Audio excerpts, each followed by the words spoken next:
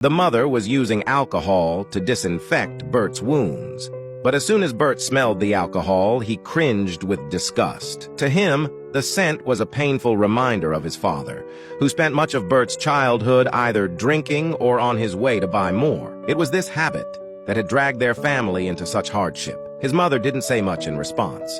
Instead, she pulled out a few dusty medals from a pile of forgotten things. It turned out that Bert's father had once been a celebrated cavalryman with many wartime honors. But instead of wearing those medals proudly, his father had tossed them away as soon as the war ended. His father's inner conflict and kindness became clear. He had turned to alcohol to escape the horrors of war and the guilt of killing. Suddenly, Bert understood why his father had been so insistent on buying Joey, a horse destined to become a war horse. That day, his father's actions made sense.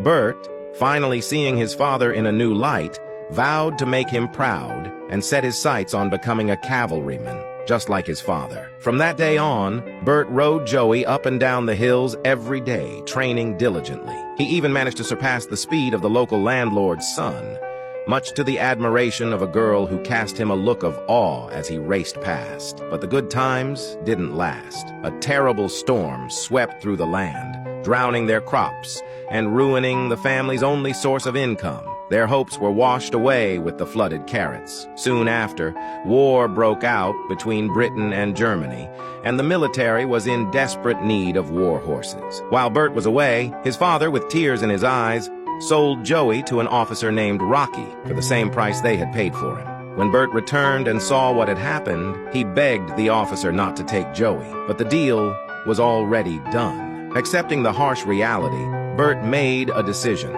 He would enlist in the army, even though he was too young. Luckily, Rocky, being a horse lover himself, understood Bert's pain. He removed his military hat and promised Bert, "I promise you man to man that I'll look after him as closely as you've done.